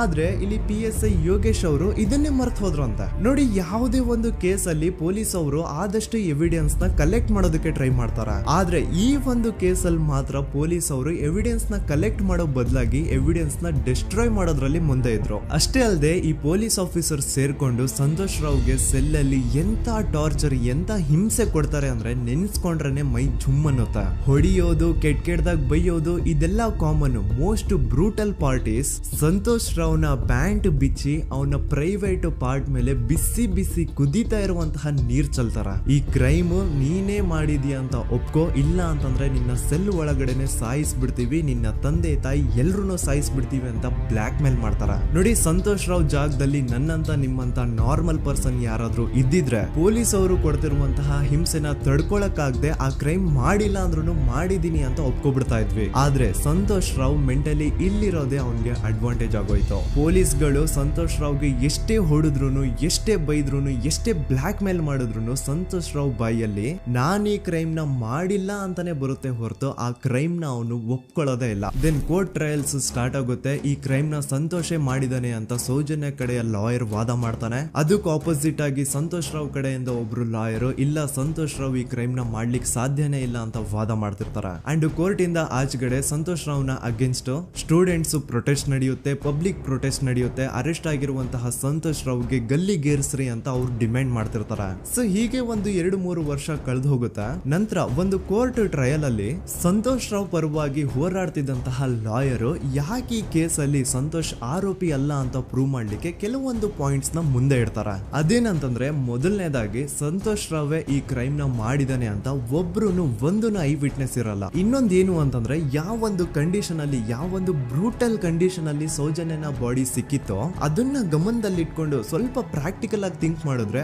ಆ ಒಂದು ಭೀಕರ ಕ್ರೈಮ್ ನ ಒಬ್ನೇ ಮಾಡ್ಲಿಕ್ಕೆ ಸಾಧ್ಯನೇ ಇಲ್ಲ. ಇನ್ನೊಂದು ಪಾಯಿಂಟ್ ಏನು ಅಂತಂದ್ರೆ ಸೌಜನ್ಯನ ಇಂದ ಪೊಲೀಸ್ ಅವ್ರಿಗೆ ಯಾವುದೇ ಸ್ಪರ್ಮ್ ಸ್ಯಾಂಪಲ್ ಸಿಗ್ಬಾರ್ದು ಅಂತ 6 ಇಂಚು ಅಷ್ಟು ಮಣ್ಣು ಹಾಕಿರ್ತಾರ. ಸೊ ಈಗ ನೀವೇ ಹೇಳಿ, ಮೆಂಟಲಿ ಇಲ್ಲಿರುವಂತಹ ಪರ್ಸನ್ಗೆ ಇಷ್ಟೊಂದು ಬುದ್ಧಿವಂತಿಕೆ ಇರುತ್ತಾ ಅನ್ಕೊಳ್ಳಿ. ಅಷ್ಟೊಂದು ಬುದ್ಧಿವಂತಿಕೆ ಅವ್ನಿಗಿದ್ರು ಆ ಕ್ರೈಮ್ ಮಾಡಾದ್ಮೇಲೆ ಅವನ ಆ ಊರಿಂದ ಓಡ್ ಹೋಗ್ಬೋದಾಗಿತ್ತು. ಆದ್ರೆ ಮತ್ತ್ಯಾಕೆ ಅವನು ಅದೇ ಊರಲ್ಲೇ ಇರ್ತಾನೆ. ಅಂಡ್ ಸೌಜನ್ಯ ಕೊನೆಯದಾಗಿ ಪ್ರಕೃತಿ ಹಾಸ್ಪಿಟಲ್ ಮುಂದ್ಗಡೆಯಿಂದ ನಡ್ಕೊಂಡು ಹೋಗ್ತಾ ಇರ್ಬೇಕಾದ್ರೆ ಆ ಪ್ರಕೃತಿ ಹಾಸ್ಪಿಟಲ್ ನ ಸೆಕ್ಯೂರಿಟಿ ಗಾರ್ಡ್ ನೋಡ್ತಾನೆ. ಅಂಡ್ ಪ್ರಕೃತಿ ಹಾಸ್ಪಿಟಲ್ ನ ಆಚೆಗಡೆ CCTV ಕ್ಯಾಮರಾನು ಇರುತ್ತೆ. ಸಡನ್ಲಿ ಆ CCTV ಫುಟೇಜ್ ಕೂಡ ಕಾಣೆ ಆಗ್ಬಿಡುತ್ತಾ. ಇನ್ನೊಂದೇನು ಅಂತಂದ್ರೆ ಸೌಜನ್ಯನ ಮರ್ಡರ್ ಆಗಿದ್ದು ನೆಕ್ಸ್ಟ್ ದಿನಾನೇ ಪೊಲೀಸ್ ಅವರು ಆರೋಪಿನ ಹಿಡಿದ್ರು. ಸೊ ಹಾಗಿದ್ದಾಗ ಆ ಕಲೆಕ್ಟ್ ಮಾಡಿರುವಂತಹ ಸ್ಪರ್ಮ್ ಸ್ಯಾಂಪಲ್ಸ್ ನ ಲ್ಯಾಬ್ ಗೆ ಕಳಿಸಿ ಇವನೇ ಆರೋಪಿ ಅಂತ ಕನ್ಫರ್ಮ್ ಮಾಡೋ ಬದಲಾಗಿ ಯಾಕೆ ಪೊಲೀಸ್ ಅವರು ಆ ಸ್ಪರ್ಮ್ ಸ್ಯಾಂಪಲ್ಸ್ ನ ತಮ್ಮ ಹತ್ರನೇ ಇಟ್ಕೊಂಡು 12 ದಿನವರೆಗೂ ಅದಕ್ಕೆ ಫಂಗಸ್ ಹಿಡಿಯೋವರೆಗೂ ಕಾದು ಆಮೇಲೆ ಅದನ್ನ ಲ್ಯಾಬ್ ಕಳಿಸಿದ್ರು. ಅಂಡ್ ಮೇನ್ ಇಂಪಾರ್ಟೆಂಟ್ ಆಗಿ ಸಂತೋಷ್ ರಾವ್ಗೆ ಒಂದು ಗುಪ್ತ ರೋಗ ಇರುತ್ತೆ, ಅದೇ ಫಿಮೋಸಿಸ್ ಅಂತ. ಈ ಕಾಯಿಲೆ ಏನು ಅಂತ ನಾನು ಈ ವಿಡಿಯೋದಲ್ಲಿ ಡೀಟೇಲ್ಡ್ ಆಗಿ ಎಕ್ಸ್ಪ್ಲೈನ್ ಮಾಡ್ಲಿಕ್ಕೆ ಆಗಲ್ಲ. ಜಸ್ಟ್ ತಿಳ್ಕೊಳ್ಳಿ, ಈ ಒಂದು ಕಾಯಿಲೆ ಇರೋರು ಇಂಟಿಮಸಿ ಮಾಡ್ಲಿಕ್ಕೆ ಆಗಲ್ಲ. ಇನ್ ಕೇಸ್ ಮಾಡಿದ್ರು ಅವರು ಸುಖ ಅಲ್ಲ ನರಕ ಕಾಣ್ತಾರ. ಸೊ ಇಷ್ಟೆಲ್ಲ ವ್ಯಾಲಿಡ್ ಪಾಯಿಂಟ್ಸ್, ಇಷ್ಟೆಲ್ಲ ಫ್ಯಾಕ್ಟ್ಸ್ ಕಣ್ ಮುಂದೆ ಇರ್ಬೇಕಾದ್ರೆ ಸ್ಟಿಲ್ ಪೊಲೀಸ್ ಅವರು ಯಾಕೆ ಈ ಕ್ರೈಮ್ ನ ಸಂತೋಷ್ ರಾವ್ ಮಾಡಿದಾನೆ ಅಂತ ಇವನ್ ಹಿಂದೆ ಬಿದ್ದಿದ್ದಾರೆ. ಯಾಕೆ ಅವರು ಈ ಕ್ರೈಮ್ ಇವನ್ ಬಿಟ್ರೆ ಬೇರೆ ಯಾರಾದ್ರೂ ಮಾಡಿರ್ಬೋದಲ್ಲ ಅಂತ ಆ ಆಂಗಲ್ ಅಲ್ಲಿ ಇನ್ವೆಸ್ಟಿಗೇಷನ್ ಮಾಡ್ತಿಲ್ವಲ್ಲ ಅಂತ ಪೊಲೀಸ್ ಅವರ ಇನ್ವೆಸ್ಟಿಗೇಷನ್ ಮೇಲೆ ಈಗ ಕ್ವಶನ್ ಬರುತ್ತೆ. So after hearing all of this ಎಲ್ಲರಿಗೂ ಈಗ ಪೊಲೀಸ್ ಅವರ ಇನ್ವೆಸ್ಟಿಗೇಷನ್ ಇನ್ವೆಸ್ಟಿಗೇಷನ್ ಮೇಲೆ ಡೌಟ್ ಬರುತ್ತೆ. ಅಂಡ್ ಈವನ್ ಸೌಜನ್ಯ ಅವ್ರ ಮನೆಯವರು ಕೂಡ ನಿಜವಾದ ಆರೋಪಿ ಸಂತೋಷ್ ಅಲ್ಲ ಅಂತ ತಮ್ಮ ಅಭಿಪ್ರಾಯನ ವ್ಯಕ್ತಪಡಿಸ್ತಾರೆ. ಆಗ ಅಲ್ಲಿವರೆಗೂ ಸಂತೋಷ್ ರಾವ್ನ ಗಲ್ಲಿಗೇರಿಸಿ ಅಂತ ಏನು student protest and public protest ಎಲ್ಲ ನಡೀತಾ ಇತ್ತು, ಈಗ ಅದೆಲ್ಲ ನಿಂತ್ ಹೋಗಿ ಎಲ್ಲಾ ಹೇಟ್ ರೇಡ್ ಪೊಲೀಸ್ ಅವ್ರ ಕಡೆಗೆ ಹೋಗುತ್ತೆ. ಪೊಲೀಸ್ ಅವರು ಈ ಕೇಸಲ್ಲಿ ಕರಪ್ಟ್ ಆಗಿದ್ದಾರೆ, ಪೊಲೀಸ್ ಅವರೇ ಸತ್ಯ ಮುಚ್ಚಿಡ್ಲಿಕ್ಕೆ ಟ್ರೈ ಮಾಡ್ತಿದ್ದಾರೆ. ಹಾಗಾಗಿ ಈ ಕೇಸ್ನ ಇನ್ಮುಂದೆ ಪೊಲೀಸ್ ಅವರಲ್ಲದೆ ಸಿಬಿಐ ಅವರು ಇನ್ವೆಸ್ಟಿಗೇಷನ್ ಮಾಡಬೇಕು, ಈ ಕೇಸ್ನ ಸಿಬಿಐಗೆ ಒಪ್ಸಿ ಅಂತ ಅಗೇನ್ ಪ್ರೊಟೆಸ್ಟ್ ಗಳು ಸ್ಟಾರ್ಟ್ ಆಗ್ತವೆ. ಸೊ ಧರ್ಮಸ್ಥಳದಲ್ಲಿ ಇಷ್ಟೊಂದು ಹೋರಾಟಗಳಾಗ್ತಿದಾವೆ, ಒಬ್ಳು ಹುಡುಗಿ ಜೊತೆ ಇಷ್ಟೊಂದು ಅನ್ಯಾಯ ಆಗಿದೆ, ಆದ್ರೂ ಸಹ ಧರ್ಮಾಧಿಕಾರಿ ಏನು ಮಾತೇ ಆಡ್ತಿಲ್ವಲ್ಲ ಈ ಹುಡುಗಿ ಬಗ್ಗೆ ಅಂತ ಜನರು ಪ್ರಶ್ನೆ ಮಾಡಿದಾಗ ಆಗ ಧರ್ಮಾಧಿಕಾರಿನೂ ಜನರು ಮುಂದೆ ಬಂದ್ಬಿಟ್ಟು ಈ ಕೇಸ್ನ ಸಿಬಿಐಗೆ ಒಪ್ಸಿ ಅಂತ ಹೋರಾಟ ಮಾಡ್ತಾರ. ನಂತರ ಈ ಒಂದು ಕೇಸು ಪೊಲೀಸ್ ಅವರಿಂದ ಸಿಬಿಐ ಕೈಗೆ ಹೋಗುತ್ತೆ. ಸಿಬಿಐ ಕೈಗೆ ಹೋಗಿದ ತಕ್ಷಣ ಇಲ್ಲೇನು ಸತ್ಯ ಹೊರಗೆ ಬಂದಿಲ್ಲ. ಆ ಸಿಬಿಐ ಅವರು 3-4 ವರ್ಷ ಟೈಮ್ ತಗೊಂಡು ಮತ್ತೆ ಈ ಒಂದು ಕೇಸ್ನ ಇನ್ವೆಸ್ಟಿಗೇಷನ್ ಮಾಡ್ತಾರೆ. ಆದ್ರೆ ಅಲ್ಲೇನು ಇನ್ವೆಸ್ಟಿಗೇಷನ್ ಮಾಡ್ಲಿಕ್ಕೆ ಉಳ್ದೇ ಇರಲ್ಲ. ಆ ಪೊಲೀಸ್ ಅವರು ಅವ್ರ ಕೈಯಲ್ಲಿ ಈ ಕೇಸು ಇದ್ದಷ್ಟು ದಿನ ಎಷ್ಟಾಗುತ್ತೋ ಅಷ್ಟು ಎವಿಡೆನ್ಸ್ ನ ಡಿಸ್ಟ್ರಾಯ್ ಮಾಡ್ಬಿಟ್ಟಿರ್ತಾರ. ಸೊ ಹಾಗಾಗಿ ಅಲ್ಲಿ ಸಿಬಿಐ ಅವ್ರಿಗೆ ಇನ್ವೆಸ್ಟಿಗೇಷನ್ ಮಾಡ್ಲಿಕ್ಕೆ ಏನ್ ಉಳ್ದೇ ಇರಲ್ಲ. ಆದ್ರೂ ಸ್ಟಿಲ್ ಅವರು 3-4 ಇಯರ್ಸ್ ಟೈಮ್ ತಗೊಂಡು ನಂತರ ಫೈನಲಿ ಒಂದು ರಿಪೋರ್ಟ್ ನ ಕೋರ್ಟ್ ಗೆ ಸಬ್ಮಿಟ್ ಮಾಡ್ತಾರೆ. ಅಂಡ್ ಸಿಬಿಐ ಅವರು ಕೋರ್ಟ್ ಗೆ ಸಬ್ಮಿಟ್ ಮಾಡಿರುವಂತಹ ಆ ಒಂದು ರಿಪೋರ್ಟ್ ಅಲ್ಲಿ ಏನಿತ್ತು ಅಂದ್ರೆ ಸಿಬಿಐ ಇನ್ವೆಸ್ಟಿಗೇಷನ್ ಕನ್ಫರ್ಮ್ಸ್ ದಟ್ ಈ ಒಂದು ಕ್ರೈಮ್ ನ ಸಂತೋಷ್ ರಾವ್ ಮಾಡಿದಾನೆ ಅಂತ. ಆದ್ರೆ ಐರಾನಿ ಈಸ್ ಇದೇ ಒಂದು ರಿಪೋರ್ಟ್ ಅಲ್ಲಿ ಇವ್ರು ಏನ್ ಹೇಳ್ತಾರೆ ಅಂದ್ರೆ ಅವ್ರಿಗೆ ಯಾವುದೇ ತರ ಎವಿಡೆನ್ಸ್ ಸಿಕ್ಕಿಲ್ಲ ಅಂತ. ಯಾಕಂದ್ರೆ ಈ ಸೌಜನ್ಯ ಕೇಸು ಪೊಲೀಸ್ ಅವ್ರ ಕೈಯಲ್ಲಿ ಇದ್ದಾಗ ಪೊಲೀಸ್ ಅವರು ತಮ್ಮ ನಿರ್ಲಕ್ಷ್ಯದಿಂದ ಎಲ್ಲಾ ಎವಿಡೆನ್ಸ್ ನ ಕಳ್ಕೊಂಡ್ಬಿಟ್ಟಿರ್ತಾರೆ. ಅಂತದ್ರಲ್ಲಿ ಯಾವ ಒಂದು ಆಧಾರದ ಮೇಲೆ ಇವರು ಸಂತೋಷ್ ರಾವ್ ಈ ಕ್ರೈಮ್ ನ ಮಾಡಿದ್ದಾರೆ ಅಂತ ಕ್ವಶನ್ ಮಾಡಿದಾಗ ಸಿಬಿಐ ಅವ್ರ ಕಡೆಯಿಂದ ನೋ ಆನ್ಸರ್. ನೋಡಿ, ಮೊದ್ಲು ಈ ಒಂದು ಕೇಸ್ ನ ಪೊಲೀಸ್ ಅವರು ಇನ್ವೆಸ್ಟಿಗೇಷನ್ ಮಾಡಿ ನಂತರ ಈ ಒಂದು ಕೇಸು ಸಿಬಿಐ ಅವ್ರ ಕೈಗೆ ಹೋಗಿ ಅವರು 3-4 ವರ್ಷ ಟೈಮ್ ತಗೊಂಡು ಇನ್ವೆಸ್ಟಿಗೇಷನ್ ಮಾಡಿ ದೆನ್ ಫೈನಲ್ ರಿಪೋರ್ಟ್ ನ ಕೋರ್ಟ್ ಗೆ ಸಬ್ಮಿಟ್ ಮಾಡೋಷ್ಟ್ರಲ್ಲಿ ಸುಮಾರು 5-6 ವರ್ಷ ಕಳೆದು ಹೋಗಿರುತ್ತೆ. ಅಂಡ್ ಸ್ಟಿಲ್ ಈ ಒಂದು ಕೇಸಲ್ಲಿ ಏನೂ ಕನ್ಕ್ಲೂಷನ್ ಸಿಕ್ಕಿರಲ್ಲ. ಎವ್ರಿ ಇಯರ್ ಸೌಜನ್ಯನ ಬರ್ತ್ಡೇ ಇದ್ದಾಗ ಅಥವಾ ತಿಥಿ ಇದ್ದಾಗ ಅವಳನ್ನ ನೆನೆಸ್ಕೊಂಡು ಅವಳ ಹೆಸರಲ್ಲಿ public protest and student protest ನಡೀತಾನೆ ಇರ್ತವೆ. ಸೊ ಒಂದು ದಿನ ಈ ಒಂದು ಪ್ರೊಟೆಸ್ಟ್ ಗಳ ನ್ಯೂಸ್ ಗಿರೀಶ್ ಮುಟ್ಟಣ್ಣನವರ ಗಮನಕ್ಕೆ ಬರುತ್ತೆ. ಯಾರು ಈ ಗಿರೀಶ್ ಮುಟ್ಟಣ್ಣನವರ ಅಂದ್ರೆ ಇವರು very honest X police man. ನೀವು ನಂಬಲ್ಲ, ಇವ್ರು ಪೊಲೀಸ್ ಆಫೀಸರ್ ಇದ್ದಾಗ ಪಬ್ಲಿಕ್ ಅಲ್ಲಿ ಒಬ್ಬ MLA ಹೊಡೆದಿರ್ತಾರ. ಅಷ್ಟೇ ಅಲ್ಲ, ಪೊಲೀಸ್ ಡಿಪಾರ್ಟ್ಮೆಂಟ್ ಅಲ್ಲಿ ಕರಪ್ಷನ್ ಇದೆ, ಕರಪ್ಷನ್ ಇದ್ದಿದ್ ಕಡೆ ನಾನ್ ಇರಲ್ಲ ಅಂತ ಹೇಳ್ಬಿಟ್ಟು ತಮ್ಮ ಪೊಲೀಸ್ ಡ್ಯೂಟಿನ ಬಿಟ್ಬಿಟ್ಟು ಈಗ ಸಮಾಜದಲ್ಲಿ ಏನೇ ಅನ್ಯಾಯ ಆಗಿದ್ರು ಅದ್ರ ಅಗೇನ್ಸ್ಟ್ ವಾಯ್ಸ್ ರೈಸ್ ಮಾಡ್ತಿದಾರೆ. ಸೊ ಈ ಗಿರೀಶ್ ಮುಟ್ಟಣ್ಣನವರಿಗೆ ಸೌಜನ್ಯ ಕೇಸ್ ಬಗ್ಗೆ ಗೊತ್ತಾದಾಗ ಅವ್ರಿಗೆ ಈ ಕೇಸು ತುಂಬಾನೇ ಕಾಡುತ್ತೆ.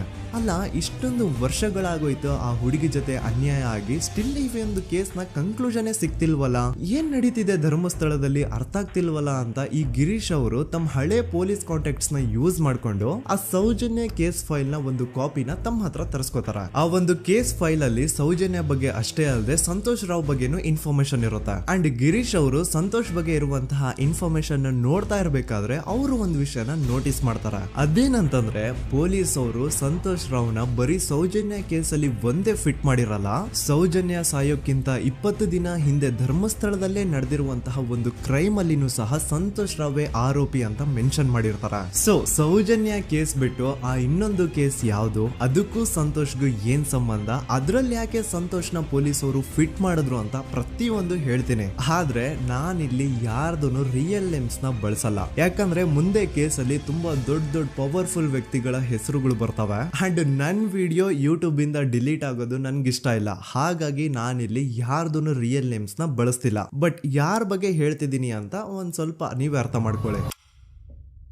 ನೋಡಿ, ಧರ್ಮಸ್ಥಳದಲ್ಲಿ ಮಾಫಿಯಾ ಕೈಂಡ್ ಆಫ್ ನಡೆಸ್ತಿರುವಂತಹ ಒಂದು ವೆರಿ ಪವರ್ಫುಲ್ ಗೌಡ್ರು ಕುಟುಂಬ ಇದೆ. ಇವ್ರ ಹತ್ರ ಬೇಜನ್ ಆಸ್ತಿ, ಬೇಜನ್ ದುಡ್ಡು, ಬೇಜನ್ ಪವರ್, ಬೇಜನ್ ಇನ್ಫ್ಲೂಯೆನ್ಸ್ ಎಲ್ಲಾನು ಇದೆ. ಆ ಊರಲ್ಲಿ ಈ ಗೌಡ್ರು ಕುಟುಂಬದ್ದು ಎಷ್ಟೊಂದು ಕಂಟ್ರೋಲ್ ಇದೆ ಅಂತಂದ್ರೆ ಅವ್ರನ್ನ ಎದುರು ಹಾಕೊಳ್ಳೋರೆ ಯಾರು ಇಲ್ಲ. ಅಂಡ್ ಈ ಒಂದು ಗೌಡ್ರು ಕುಟುಂಬ ಒಂದು ಪ್ರೈವೇಟ್ ಟ್ರಸ್ಟ್ ಹೆಸರಲ್ಲಿ ಒಂದು ವೆರಿ ಪಾಪ್ಯುಲರ್ ದೇವಸ್ಥಾನನ ಸುಮಾರು ವರ್ಷಗಳಿಂದ ತಲೆ ಮಾರುಗಳಿಂದನೂ ನಡ್ಸ್ಕೊಂಡ್ ಬಂದಿರ್ತಾರ. ಅದೇ ಒಂದು ದೇವಸ್ಥಾನದಲ್ಲಿ 60 ವರ್ಷ ವಯಸ್ಸಾಗಿರುವಂತಹ ನಾರಾಯಣ ಅನ್ನೋ ಒಬ್ಬ ವ್ಯಕ್ತಿ ಮಾವುತನಾಗಿ ಕೆಲಸ ಮಾಡ್ತಿರ್ತಾನೆ. ನಾರಾಯಣ ಅವ್ರ ತಂದೆನೂ ಅದೇ ದೇವಸ್ಥಾನದಲ್ಲಿ ಮಾವುತಾಗಿ ಕೆಲಸ ಮಾಡ್ತಾ ಇದ್ರು, ಅವ್ರ ತಂದೆನೂ ಅದೇ ದೇವಸ್ಥಾನದಲ್ಲಿ ಮಾವುತಾಗಿ ಕೆಲಸ ಮಾಡ್ತಾ ಇದ್ರು. ಸೊ ಹೀಗೆ ತಲೆ ಮಾರುಗಳಿಂದ ಮಾವುತ ಆಗಿನೇ ನಾರಾಯಣನ ಕುಟುಂಬ ಆ ಒಂದು ದೇವಸ್ಥಾನದಲ್ಲಿ ಕೆಲಸ ಮಾಡ್ತಾ ಇರುತ್ತೆ. ಸೊ ಒಮ್ಮೆ ತುಂಬಾ ವರ್ಷಗಳ ಹಿಂದೆ ನಾರಾಯಣ ಅವ್ರ ತಂದೆ ಆ ದೇವಸ್ಥಾನದಲ್ಲಿ ಮಾವುತಾಗಿ ಕೆಲಸ ಮಾಡ್ತಾ ಇರ್ಬೇಕಾದ್ರೆ ಆಗಿನ ದೇವಸ್ಥಾನದ ಧರ್ಮಾಧಿಕಾರಿ ಆ ಮಾವುತನ ಕೆಲ್ಸದ ಮೇಲೆ ಇರುವಂತಹ ನಿಷ್ಠೆ, ಅವನ ನಿಯತ್ತು ಅಂಡ್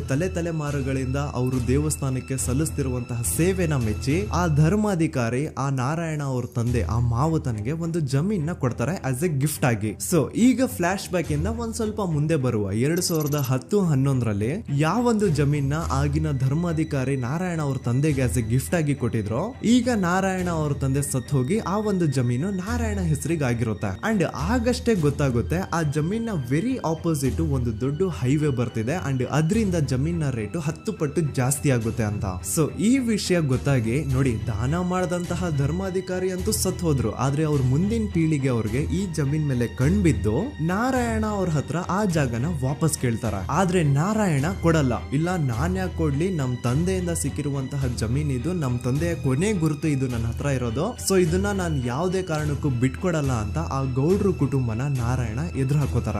ಆಗ ಗೌಡ್ರು ಕುಟುಂಬದವ್ರಿಗೆ ಕೋಪ ಬಂದು ಅವ್ರೇನ್ ಮಾಡ್ತಾರೆ ಅಂದ್ರೆ ನಾರಾಯಣ ಮನೆಗೆ ನೀರಿನ ಸಪ್ಲೈ ಇರುತ್ತಲ್ವಾ ಅದನ್ನ ಬಂದ್ ಮಾಡ್ತಾರ, ಎಲೆಕ್ಟ್ರಿಸಿಟಿ ಸಪ್ಲೈನು ಕಟ್ ಆಫ್ ಮಾಡ್ತಾರ, ಊರಲ್ಲಿರುವಂತಹ ಎಲ್ಲಾ ಚರಂಡಿಗಳನ್ನ ಕ್ಲೀನ್ ಮಾಡಿ ಆ ಕಸ ಏನಿರುತ್ತೋ ಅದನ್ನ ತಂದು ನಾರಾಯಣ ಮನೆ ಮುಂದೆ ಹಾಕ್ತಾರ. ಇಷ್ಟೇ ಅಲ್ಲ, ನಾರಾಯಣ ಅವ್ರ ಹೆಂಡತಿ ಮಕ್ಕಳು ಎಲ್ಲಾದ್ರೂ ಆಚೆ ಹೋಗ್ತಾ ಬರ್ತಾ ಇದ್ರೆ ಅವ್ರನ್ನ ಕೆಟ್ಟದಾಗ ಬೈಯೋದು, ಹೊಡ್ಕೊಳ್ಳೋದು, ಬಡ್ಕೊಳ್ಳೋದೆಲ್ಲ ಮಾಡ್ತಿರ್ತಾರ. ಇಷ್ಟೆಲ್ಲ ಆಗ್ತಾ ಇದ್ರು ಸ್ಟಿಲ್ ನಾರಾಯಣ ಮಾತ್ರ ಆ ಜಾಗನ ಬಿಟ್ಕೊಡಲ್ಲ. ಆ ಜಾಗದಗೋಸ್ಕರ ನೀನ್ ಬೇಕಿದ್ರೆ ಇದನ್ನೆಲ್ಲ ಸಹಿಸ್ಕೊಂಡಿರಪ್ಪ, ನಮ್ ಕೈಲಂತೂ ಆಗಲ್ಲ ಅಂತ ನಾರಾಯಣನ ಹೆಂಡತಿ ಮಕ್ಕಳು ಅವನ್ನ ಬಿಟ್ಟು ಬೇರೆ ಊರಿಗೆ ಹೋಗ್ಬಿಡ್ತಾರ. ಈಗ ಮನೆಯಲ್ಲಿ ನಾರಾಯಣ ಅಂಡ್ 45 ವರ್ಷ ವಯಸ್ಸಿರುವಂತಹ ನಾರಾಯಣ ಅವ್ರ ತಂಗಿ ಯಮುನಾ ಅವ್ರು ಮಾತ್ರ ಇಬ್ರೇ ಇರ್ತಾ ಇದ್ರು. ಸೊ ಒಂದೊಳ್ಳೆ ಅವಕಾಶ ನೋಡ್ಕೊಂಡು 21 ಸೆಪ್ಟೆಂಬರ್ 2012 ಮನೆಯಲ್ಲಿ ನಾರಾಯಣ ಹಾಗೂ ಯಮುನಾ ಇರ್ಬೇಕಾದ್ರೆ ಯಾರೋ ಮನೆ ಒಳಗಡೆ ನುಗ್ಗಿ ನಾರಾಯಣನ್ಗೆ ಹೊಡೆದು ಯಮುನಾಗೂ ಸಹ ಹೊಡೆದು ನಂತರ ಅವಳು ಮಾಡಿ ದೆನ್ ನಾರಾಯಣ ಹಾಗೂ ಯಮುನನ ತಲೆನ ಒಂದು ರುಬ್ಬಗುಂಡಿಂದ ಚಚ್ಚಿ ಸಾಯಿಸ್ಬಿಡ್ತಾರ. ಈ ಕೊಲೆ ಆಗಿದ್ದು ಕಳ್ಳತನಗೋಸ್ಕರ ಅಂತ ಪೊಲೀಸ್ ಅವರು ತಮ್ಮ ರಿಪೋರ್ಟ್ ಅಲ್ಲಿ ಬರೀತಾರ. ಆದ್ರೆ ಪಾಯಿಂಟ್ ಏನ್ ಗೊತ್ತಾ, ಆ ಮನೇಲಿ ಒಂದ್ ಸ್ವಲ್ಪನೂ ಹಣ ಆಗ್ಲಿ ಅಥವಾ ಬಂಗಾರ ಆಗ್ಲಿ ಕಳ್ಳತನ ಆಗಿರಲ್ಲ. ಕಳ್ಳತನ ಆಗಿರೋದು ಕೇವಲ ಆ ಮೇನ್ ರೋಡ್ ಅಲ್ಲಿ ಇದ್ದಂತಹ ಪ್ರಾಪರ್ಟಿ ಪೇಪರ್ಸ್.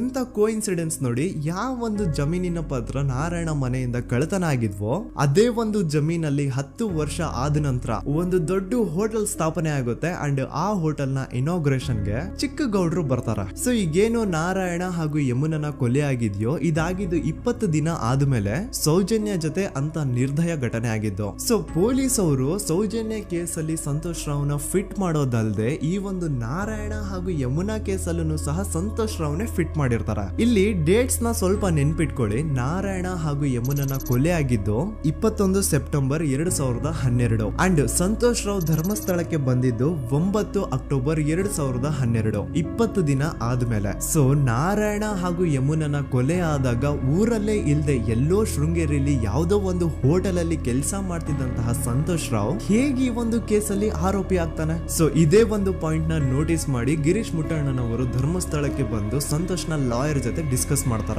ದೆನ್ ಫೈನಲಿ ಏನೋ ತಪ್ಪು ಮಾಡದೆ ಸುಳ್ಳು ಆರೋಪಗಳಿಂದ ಕರಪ್ಟ್ ಪೊಲೀಸ್ ಆಫೀಸರ್ಸ್ ನ ಮಿಸ್ಲೀಡಿಂಗ್ ಇನ್ವೆಸ್ಟಿಗೇಷನ್ ಇಂದ ಸಂತೋಷ್ ರಾವ್ ತನ್ನ ಜೀವನದ 8-10 ವರ್ಷನ ಜೈಲಲ್ಲಿ ಕಳೆದು ಫೈನಲಿ ರಿಲೀಸ್ ಆಗ್ತಾನೆ.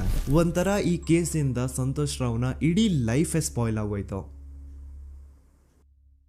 ಈಗ ಸಂತೋಷ್ ರಾವ್ ರಿಯಲ್ ಆರೋಪಿ ಅಲ್ಲ ಅಂತ ಕೋರ್ಟ್ ಅಲ್ಲಿ ಪ್ರೂವ್ ಆಯ್ತು. ಹಾಗಿದ್ರೆ ರಿಯಲ್ ಆರೋಪಿ ಯಾರು? ಪೊಲೀಸ್ ಅವರು ಯಾಕೆ ಕೇಸಲ್ಲಿ ಇಷ್ಟೊಂದು ಅನ್ಫೇರ್ ಇನ್ವೆಸ್ಟಿಗೇಷನ್ ಮಾಡಿದ್ರು? ಯಾರ ರಿಯಲ್ ಹೆಸರನ್ನ ಮುಚ್ಚಿಡ್ಲಿಕ್ಕೆ ಪೊಲೀಸ್ ಆಫೀಸರ್ಸ್ ಈ ಒಂದು ಕೇಸಲ್ಲಿ ಸಂತೋಷ್ ರಾವ್ನ ಸಿಗ್ಹಾಕ್ಸಿದ್ರು? ಇದೆಲ್ಲ ಥಿಂಕ್ ಮಾಡ್ತಾ ಹೋದ್ರೆ ನೋಡಿ ಆ ಊರಲ್ಲಿ ಆ ಪೊಲೀಸ್ ಆಫೀಸರ್ಸ್ಗೆ ಲಂಚ ಕೊಡೋಷ್ಟು, ಒಂದು ಪೊಲೀಸ್ ಇನ್ವೆಸ್ಟಿಗೇಷನ್ ನ ಸ್ಟಾಪ್ ಮಾಡೋಷ್ಟು ಅಥವಾ ಇನ್ವೆಸ್ಟಿಗೇಷನ್ ನ ಮಿಸ್ಲೀಡ್ ಮಾಡೋಷ್ಟು ಇನ್ಫ್ಲುಯೆನ್ಸ್ ಆಗ್ಲಿ, ಪವರ್ ಆಗ್ಲಿ ಅಥವಾ ಮನಿ ಆಗ್ಲಿ ಊರಿನ ಗೌಡ್ರು ಹತ್ರ ಮಾತ್ರ ಇದ್ದಿದ್ದು. ಸೊ ಈಗ ಸಂಶಯದ ಮುಳ್ಳು ಗೌಡ್ರು ಕಡೆ ತಿರುಗುತ್ತಾ. ನೋಡಿ ಪೊಲೀಸ್ ಅವರು ಸುಮ್ನೆ ಸಂತೋಷ್ ರಾವ್ನ ನಾರಾಯಣ ಹಾಗೂ ಯಮುನಾ ಕೇಸಲ್ಲಿ ಫಿಟ್ ಮಾಡಿದ್ರು. ಈಗ ಆ ಒಂದು ಕೊಲೆ ಪ್ರಕರಣಕ್ಕೂ ಸಂತೋಷ್ ರಾವ್ಗೂ ಏನು ಸಂಬಂಧನ ಇರ್ಲಿಲ್ಲ. ಹಂಗೆ ಥಿಂಕ್ ಮಾಡಿ ನಾರಾಯಣ ಸತ್ರೆ ಅಥವಾ ಅವನ ತಂಗಿ ಯಮುನಾ ಸತ್ರೆ ಯಾರಿಗ ಅಡ್ವಾಂಟೇಜ್ ಆಗುತ್ತೆ? ಊರಿನ ಗೌಡ್ರಿಗೆ, ಯಾಕಂದ್ರೆ ಅವ್ರಿಗೆ ಜಮೀನ್ ಸಿಗುತ್ತಾ. ಸೊ ಈಗ ನಾರಾಯಣ ಹಾಗೂ ಯಮುನಾ ಕೇಸಲ್ಲಿ ಸಂತೋಷ್ ರಾವ್ ಆರೋಪಿ ಅಲ್ಲ ಅಂತ ಪ್ರೂವ್ ಆದ್ಮೇಲೆ ಹಾಗಿದ್ರೆ ಆ ಕೊಲೆ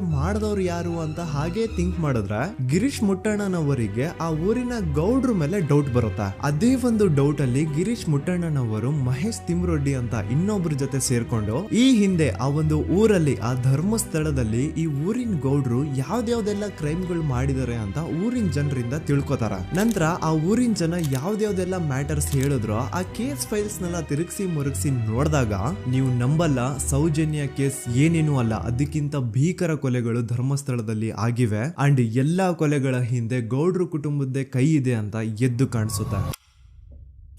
1977 ವೇದಾವಲ್ಲಿ ಕೇಸ್. ಧರ್ಮಸ್ಥಳ ಹತ್ತಿರ SDM ಪ್ರೈಮರಿ ಅಂಡ್ ಹೈಸ್ಕೂಲ್ ಅಂತ ಒಂದು ಸ್ಕೂಲ್ ಇರುತ್ತೆ ಅಂಡ್ ಈ ಒಂದು ಪ್ರೈವೇಟ್ ಸ್ಕೂಲ್ ಬೇರೆ ಯಾರ್ದು ಅಲ್ಲ, ಆ ಗೌಡ್ರ ಕುಟುಂಬದ. ಈ ಸ್ಕೂಲ್ ಅಲ್ಲಿ 1977 ಅಲ್ಲಿ ವೇದಾವಲ್ಲಿ ಅಂತ ಒಬ್ರು ಟೀಚರ್ ವರ್ಕ್ ಮಾಡ್ತಿರ್ತಾರ. ವೇದಾವಲ್ಲಿ ಆ ಟೀಚರ್ ಜಾಬ್ಗೆ ತುಂಬಾನೇ ಓವರ್ ಕ್ವಾಲಿಫೈಡ್. ಅವರ ಕ್ವಾಲಿಫಿಕೇಶನ್ಸ್ ನ ಗಮನದಲ್ಲಿ ಇಟ್ಕೊಂಡ್ರೆ ಅವ್ರಿಗೆ HM ಅಥವಾ ಪ್ರಿನ್ಸಿಪಲ್ ನ ಪೋಸ್ಟ್ ಸಿಗ್ಬೇಕು. ಆದ್ರೂ ಸಹ ವೇದಾವಲ್ಲಿ ಆಸ್ ಎ ಟೀಚರ್ ಆಗಿನೇ ಕೆಲಸ ಮಾಡ್ಕೊಂಡು ಹೋಗ್ತಿರ್ತಾರ. ಒಮ್ಮೆ ಏನಾಗುತ್ತೆ, ಸ್ಕೂಲ್ ಅಲ್ಲಿ ಪ್ರಿನ್ಸಿಪಲ್ ನ ಪೋಸ್ಟ್ ಖಾಲಿ ಆಗುತ್ತೆ ಅಂಡ್ ಆ ಒಂದು ಪೋಸ್ಟ್ ಗೆ ಎಲ್ರು ಏನ್ ಅನ್ಕೊಳ್ತಾರೆ, ವೇದಾವಲ್ಲಿನೇ ಸೆಲೆಕ್ಟ್ ಮಾಡೋದು ಅಂತ. ಆದ್ರೆ ವೇದಾವಲ್ಲಿಯ ಕ್ಯಾಸ್ಟ್ ಬೇರೆ ಇದೆ ಅನ್ನೋ ಒಂದೇ ಒಂದು ಕಾರಣಕ್ಕೆ ಆ ಪ್ರಿನ್ಸಿಪಲ್ ನ ಪೋಸ್ಟ್ ವೇದಾವಲ್ಲಿಗೆ ಸಿಗದೆ ಬೇರೆ ಯಾರನ್ನೋ ತಂದು ಕೂರಿಸ್ಬಿಟ್ಟಿರ್ತಾರ. ಇದರಿಂದ ಟೀಚರ್ ವೇದಾವಲ್ಲಿಗೆ ತುಂಬಾ ಕೋಪ ಬಂದು ಅವ್ರ ಸ್ಕೂಲ್ ಮುಂದೆ ಪ್ರೊಟೆಸ್ಟ್ ಮಾಡೋದ್ ಸ್ಟಾರ್ಟ್ ಮಾಡ್ತಾರ ಅಂಡ್ ಈ ವಿಷಯ ಸ್ಕೂಲ್ ನ ಓನರ್ಸ್ ಗೆ ಇಷ್ಟ ಆಗಲ್ಲ. ಸೊ ಅವರು ಆ ಕೋಪನ ಹಾಗೆ ಮನ್ಸಲ್ಲಿ ಇಟ್ಕೊಂಡಿರ್ತಾರ.